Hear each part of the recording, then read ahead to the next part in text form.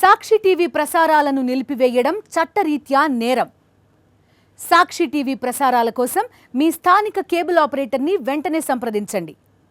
డిటిహెచ్లో, ఇంటర్నెట్లో కూడా సాక్షి టీవీ ప్రసారాలను వీక్షించవచ్చు. బీఆర్ఎస్ నేత మర్రి జనార్దన్ రెడ్డి ఇంట్లో సోదాలు ముగిశాయి. ఇంట్లో అణువణువు క్షుణ్ణంగా తనిఖీ చేశారు ఫ్లయింగ్ స్క్వాడ్ టీమ్స్. ఏసీలు కూడా పూర్తిగా విప్పి చూశారు. లాకర్ ఉంటే కీస్ తెప్పించి మరీ సోదాలు చేశారు. ఇంట్లో ఎలాంటి నగదు లభ్యం కాలేదని పంచనామాలో తెలిపారు అధికారులు. దాదాపు 5 గంటల పాటు సోదాలు జరిగాయి. పంచనామా రిపోర్ట్ తయారు చేసి సంతకాలు తీసుకున్నారు అధికారులు. పూర్తి డీటెయిల్స్ అందిస్తారు మా కరెస్పాండెంట్ సుస్మిత, లైవ్ లో జాయిన్ అవుతున్నారు. సుస్మిత, చెప్పండి. చూస్తున్నాం, తనిఖీల తర్వాత పంచనామా రిపోర్ట్ కూడా ఏమీ దొరకలేదని రాసుకుని వెళ్ళినట్టుగా చెప్తున్నారు. ఎలాంటి డీటెయిల్స్ ఉన్నాయి? బీఆర్ఎస్ నాయకులు కానీ మర్రి జనార్దన్ రెడ్డి కానీ ఏమంటున్నారు? దాదాపు ఉదయం 6 గంటల ప్రాంతం నుంచి కూడా మర్రి జనార్దన్ రెడ్డి ఇంట్లో సోదాలు అయితే నిర్వహించారు. దాదాపు 7 గంటల సమయంలో ఏదైతే ఎమ్మెల్సీకి విషయం తెలియడంతో వెంటనే కూడా వచ్చారు. వెంటనే అక్కడికి రావడంతో పూర్తిగా అప్పటికే కీస్ తీసుకుని లోపలంతా కూడా ఎలక్షన్ ఫ్లయింగ్ స్క్వాడ్ కూడా సోదాలు నిర్వహించినట్టుగా కూడా తెలుస్తుంది.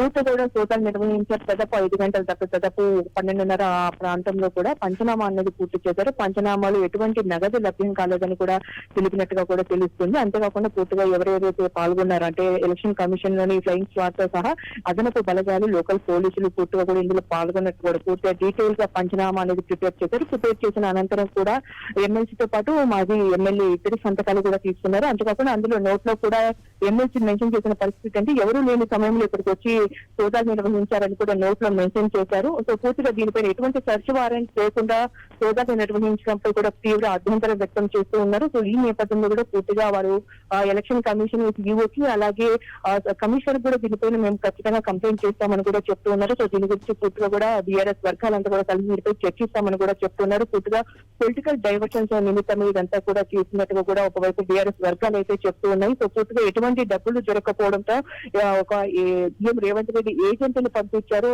డబ్బులు లేకపోయినప్పటికీ కూడా పూర్తిగా జూబ్లీహిల్స్ నియోజకవర్గంలోకి రాకపోయినప్పటికీ కూడా ఇంట్లో వచ్చి సెర్చ్ చేశారు. సెర్చ్ వారెంట్ లేదు, ఒక ఇంటిమేషన్ లేకపోవడంతో కూడా ఎవరూ లేని సమయంలో రావడంతో కూడా పూర్తిగా తీవ్ర ఆగ్రహం వ్యక్తం చేశారు ఎమ్మెల్సీ. సో ఈ నేపథ్యంలో దీనిపై కూడా ఫిర్యాదు చేస్తామని కూడా ఇప్పుడు తెలిపిన పరిస్థితి. మధురానగర్ పోలీస్ స్టేషన్ లో కూడా కంప్లైంట్ చేయడానికి కూడా బీఆర్ఎస్ నాయకులు వెళ్లే అవకాశం ఉన్నట్టుగా కూడా చెప్తూ ఉన్నారు.